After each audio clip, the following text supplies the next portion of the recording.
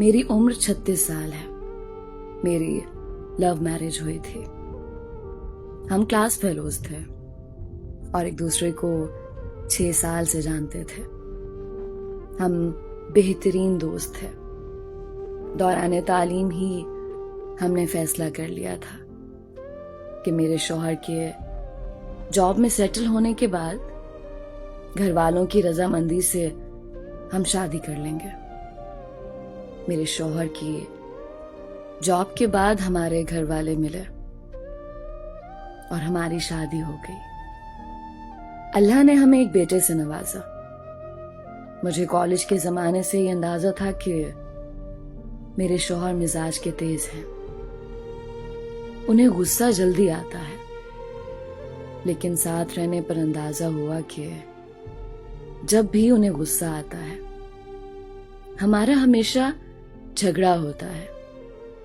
मुझे ये फील होता था कि वो मुझे कंट्रोल करने की कोशिश करते हैं।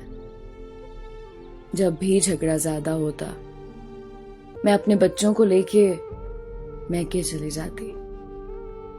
मेरे मैके वाले मुझे सहारा देते, तसल्लियां देते कि उसने क्या तुम्हें लावारिस समझ रखा है। मेरी बहनें फोन पे मेरे शौहर को बहुत सुनाती। बहरहाल सुलह सफाई हो जाती और मैं घर आ जाती। लेकिन ये बात हम दोनों जानते थे कि हम दोनों एक दूसरे से प्यार करते हैं और मैं अपने शौहर को कभी भी नहीं छोड़ना चाहती थी।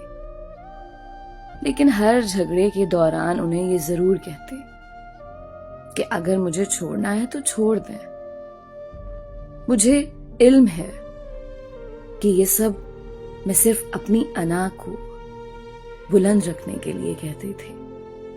एक बार हमारा झगड़ा इतना बढ़ा कि उन्होंने पहली बार मुझ पे हाथ उठाया और घर से बाहर निकाल दिया। मैं सीधा अपने मैके गई। मेरे घर वाले मुझे लेकर सीधा पुलिस स्टेशन गए। मेरे शौहर अरेस्ट हो गए। ससुराल वालों ने मुझे केस वापस लेने के लिए कहा। मेरे शौहर ने मुझसे माफी मांगी और कहा कि आइंदा ये सब नहीं होगा। मैंने केस वापस ले लिया और वापस अपने घर चली गई। 3 माह बाद हमारा फिर से झगड़ा हुआ और मैं हमेशा की तरह बच्चा उठाकर अपने मैके चली आई। 2 दिन बाद मुझे खबर मिली कि मेरे शौहर अस्पताल में हैं।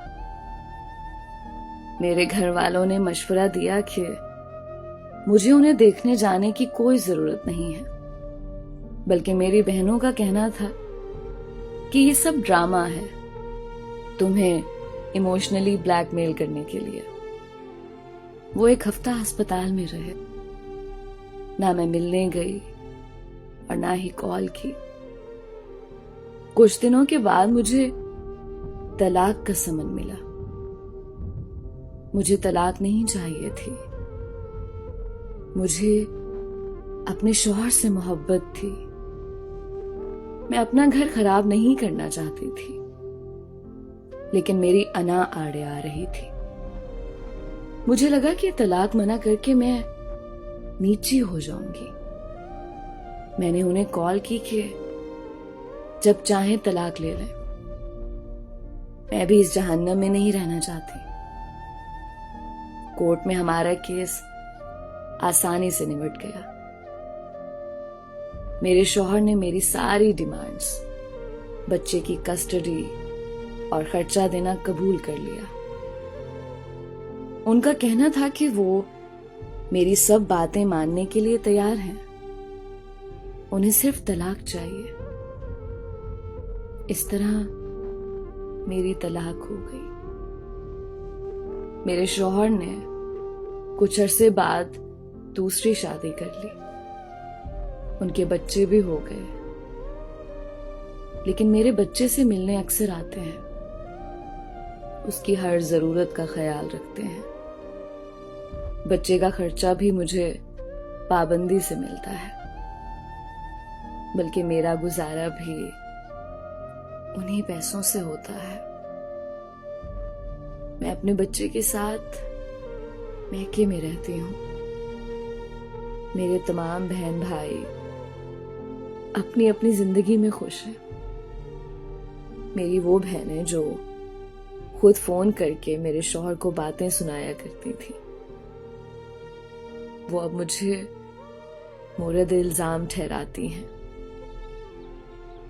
मुझे अब एहसास होता है कि मैं अपनी शादी बचा सकती थी अगर मैंने हर बात में दूसरों को ना इन्वॉल्व किया होता।